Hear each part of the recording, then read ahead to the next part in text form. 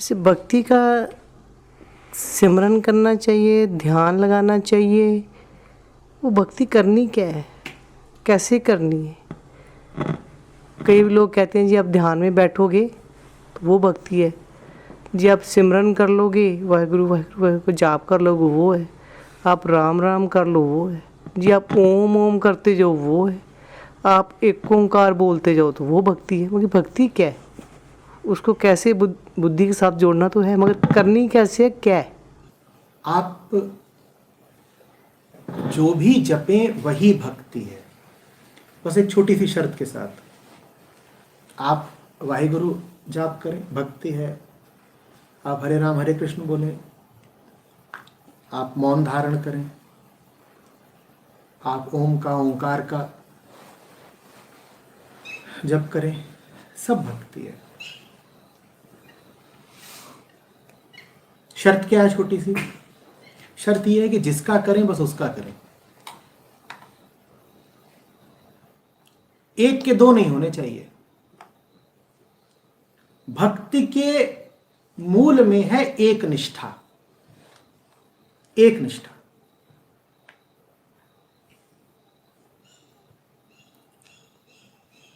भारत ने इसी को कहा है एक व्रता होना, और उसी बात को थोड़ा किसी अन्य संदर्भ में कह दिया गया है पतिव्रता होना, कि एक को छोड़कर दूसरे की तरफ हम देखते नहीं। ये है भक्ति। मेरो तो गिरधर गोपाल दूसरो न कोई। इतना ही कहना काफी नहीं है कि मेरो तो गिरधर गोपाल। वो जो आगे की बात है वो बराबर की बल्कि और ज्यादा जरूरी है। दूसरो न कोई। दूसरा जब तक हटा नहीं तब तक भक्ति नहीं हो पाएगी। इसीलिए भक्ति के साथ साथ ज्ञान अनिवार्य है। अभी हम चर्चा कर रहे थे ना, ज्ञान चाहिए दूसरे को विदा करने के लिए।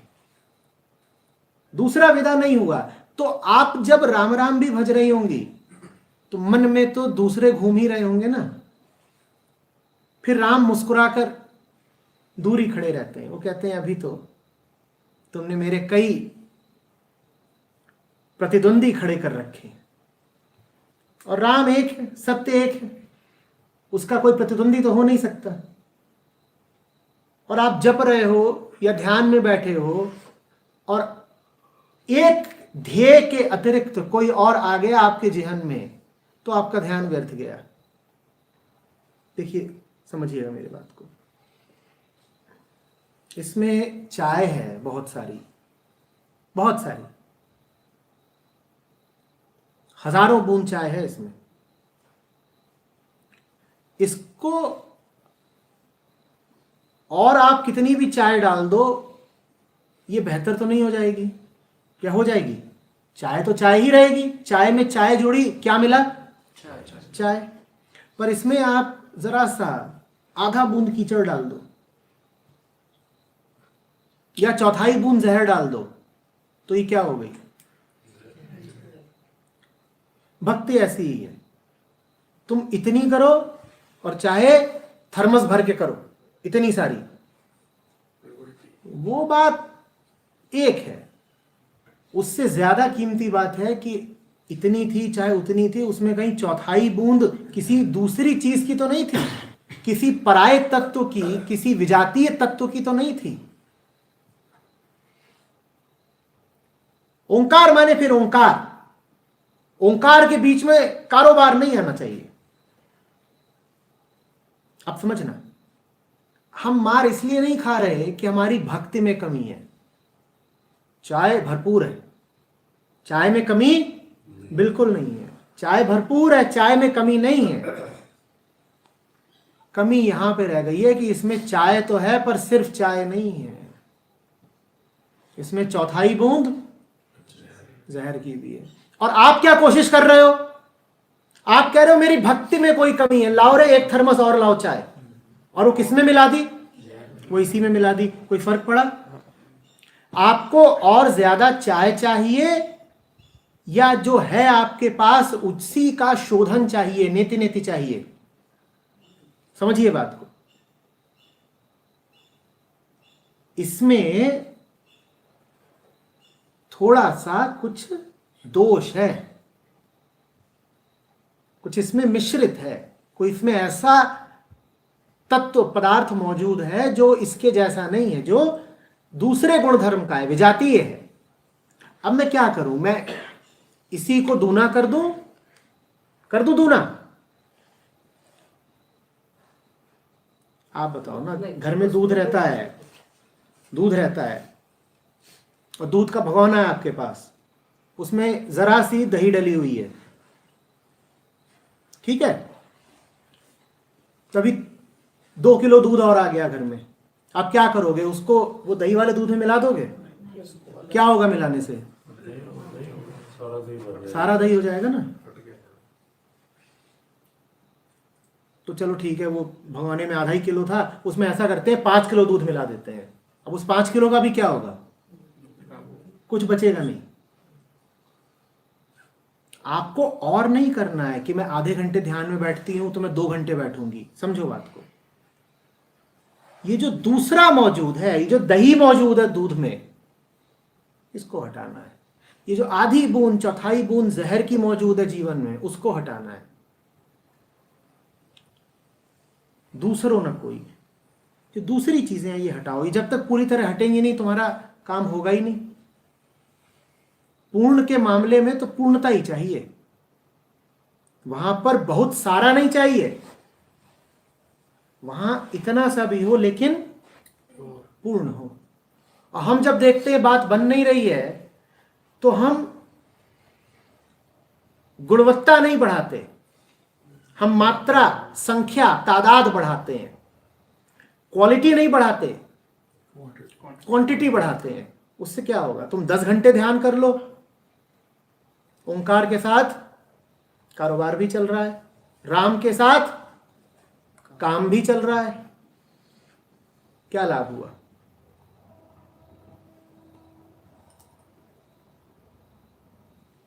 जिन चीजों से आसक्त हो, जो चीजें मन में लगातार घूम रही हैं, उनका मूल्य कम करते जाओ, कम करते जाओ। तुम्हें ये समझना पड़ेगा कि तुम व्यर्थ दबे बैठे हो, व्यर्थ अटके हुए हो, नहीं छोड़ सकते एक झटके में। तो इतना तो करो कि उनको जो तुम हैसियत देते हो वो हैसियत जरा कम तो करो, इतना तो करो। या ये भी नहीं कर पाओगे? किसी व्यर्थ चीज को अगर दिन का 1.5 घंटा देते हो तो 1.25 घंटा कर दो यार, इतना तो कर सकते हो। या ये भी बहुत मुश्किल है?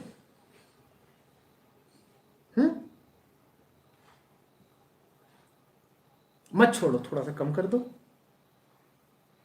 नहीं, कहीं तो सहमत हो जाओ किसी बिंदु पर आकर। कल 2-3 सवाल इस पर आए थे कि ऐसे तो छोड़ने की बात तो करिएगा ही नहीं, तो मैं नहीं कर रहा। मैं कह रहा हूं कम कर दो, इधर कुछ कम करो, उधर कुछ बढ़ाओ। छूट नहीं रहा ना। अरे छोड़ो, कम कम कर दो। कम कैसे करें? अरे 4 सीरियल देखती हैं, 3 कर दीजिए ना। और क्या कम करना है? वहीं से ही तो ढील नहीं रही।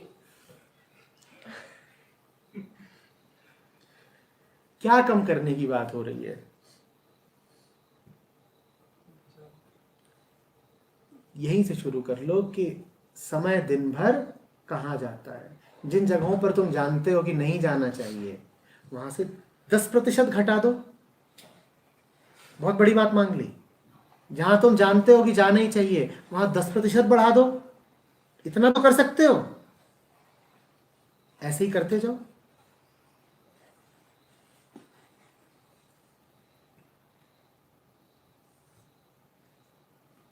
ये जो बातें होती है ना कि पूरा ही छोड़ना है, ये ना छोड़ने का बहाना होती है।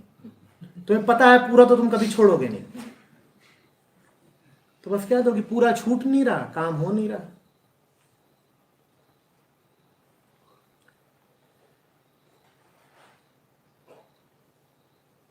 अरे भाई, एक बार में चांद तक छलांग नहीं मार सकते, तो वो तो करो जो करने के तुम अभ्यस्त हो। थोड़ी थोड़ी तरक्की, कि इस साल कारोबार 10% बढ़ा लिया, ऐसे ही तो बात करते हो ना।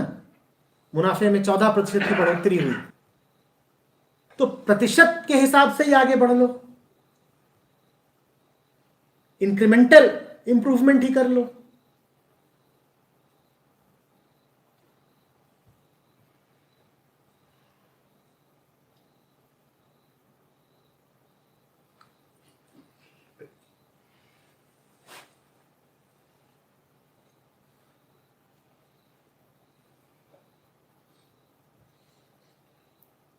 अभी दिल नहीं है।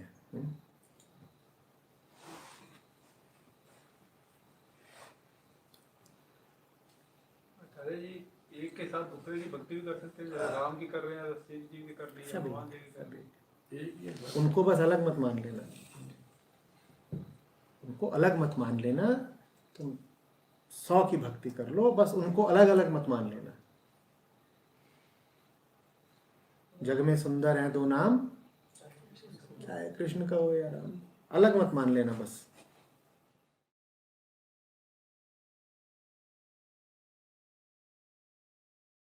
मैं अभी प्रकृति से थोड़े ही बात कर रहा हूं, मैं प्रकृति को थोड़े ही सलाह दे रहा हूं कि तुम साधना की तरफ 10% वक्त।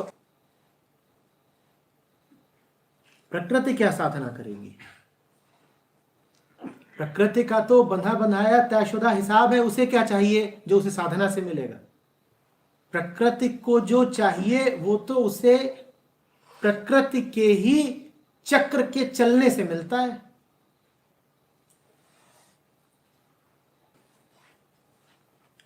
प्रकृति को साधना थोड़ी ही करनी है, ये सारी बात प्रकृति से थोड़ी ही हो रही है, तुमसे हो रही है ना।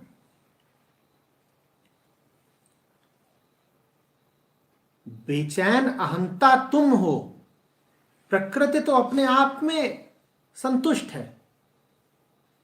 कुत्ते को देखो सड़क के बीचों बीच सो जाता है, उसे क्या चाहिए? कुछ चाहिए? प्रकृति तो संतुष्ट है।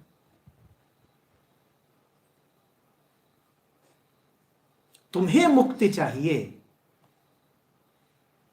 तुम्हें सत्य चाहिए, प्रकृति को थोड़े ही चाहिए। प्रकृति के तो अपने अलग मंसूबे रहते हैं।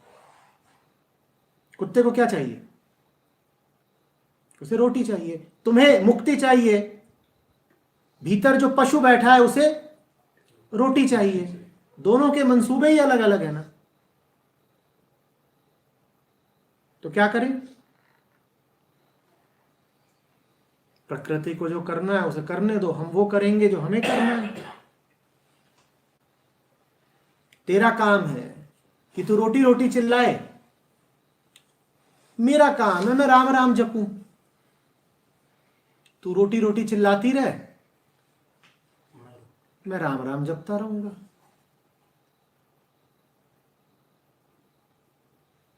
मैं तुझे मना नहीं कर सकता। ठीक वैसे जैसे हम अभी यहां पर बात कर रहे हैं और बाहर कुत्ते भौंकने लगे, तो क्या करें?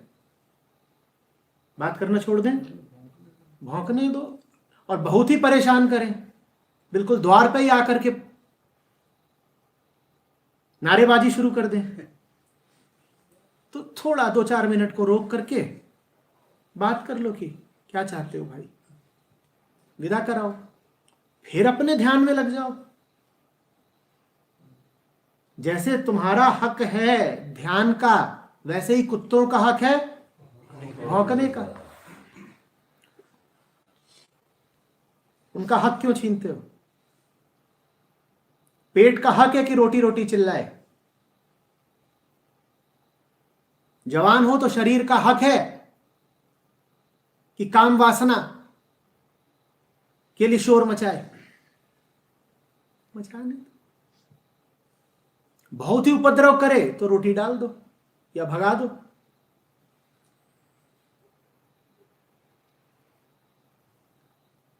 कबीर साहब कहते हैं माया काली कुतिया है। तुम जहां बैठोगे भजन में वो तहां आ जाएगी और काटेगी पीछे से, शोर मचाएगी। तो क्या करना है फिर? रोटी डाल दो, रोटी डाल दो। तेरा भी हक है रोटी खाने का, ले ले रोटी और जा। प्रकृति के साथ ये बड़ी राहत की बात है। उसकी मांग अनंत नहीं होती। अहंकार की मांग अनंत होती है, प्रकृति की मांग अनंत नहीं होती। बार बार आती है पर अनंत नहीं होती, सावधिक होती है। बात समझ रहे हो? तुम्हें रोटी रोज चाहिए पर रोटी अनंत नहीं चाहिए। तुम्हें रोटी रोज चाहिए पर रोटियां अनंत नहीं चाहिए। बढ़िया बात। जितनी चाहिए उतनी डाल दो। मन की चाहत तो अनंत होती है, प्रकृति की नहीं होती। तुम अनंत रोटी पेट में डालोगे तो गड़बड़ हो जाएगी।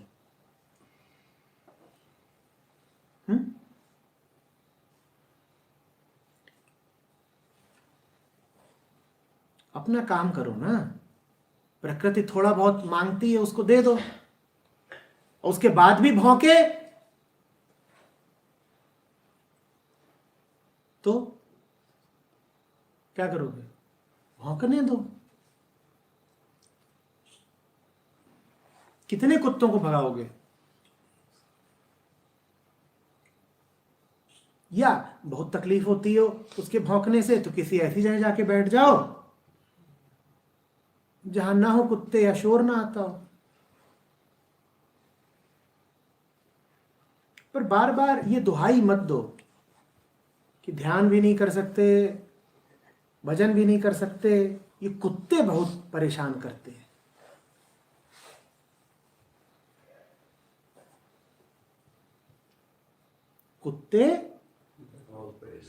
कुत्ते हमारे भीतर भी जो पाशविकता बैठी है, जो वृत्ति बैठी है, वो कुत्ते जैसी है। उसका काम है काटना, चिल्लाना, रोटी मांगना, कुतिया के पीछे दौड़ना। तुम कब तक उसकी बात करते रहोगे? अपना काम कब करोगे? आचार्य जी, अहंकार को भी पोषण यही देते हैं। अहंकार पोषण किसी से नहीं चाहता। अहंकार तादात्म्य करता है। प्रकृति से तादात्म्य करोगे तो प्रकृति जो चाहती है वही पूरा करने में लग जाओगे। भीतर जो पशु बैठा है, तुमने उससे तादात्म्य कर लिया, आइडेंटिफिकेशन कर लिया, तो फिर तुम पशु की मांग को अपनी मांग समझ लोगे और उसको पूरा करने में लग जाओगे। फिर तुम ये कहोगे नहीं कि ये देह की मांग है, मेरी नहीं। देह को सेक्स चाहिए, मुझे मुक्ति चाहिए। ये अंतर तुम्हें समझ में ही नहीं आएगा। फिर जो देह की मांग है उसको तुम कहने लगोगे ये तो मेरी मांग है, और उसको पूरा करने में खूब समय ऊर्जा लगा दोगे। साफ अंतर करना सीखो। कौन सी चीज है जो भीतर के जानवर को चाहिए और कौन सी चीज है जो तुम्हें चाहिए। तुम्हें तो बेटा एक ही चीज चाहिए, मुक्ति। बाकी सब कुछ जिसे चाहिए उसका नाम है वही वो पुराना जानवर जो भीतर हमारे बैठा हुआ है।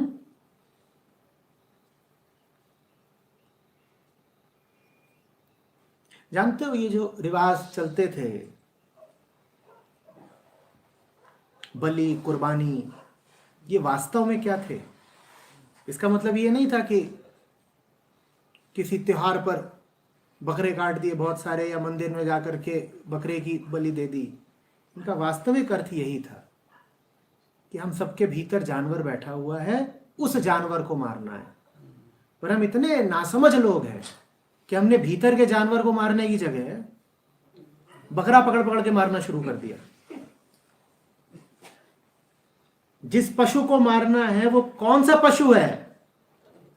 बाहर का कुत्ता या भीतर वाला जानवर? भीतर वाले जानवर को मारने का नाम है अध्यात्म।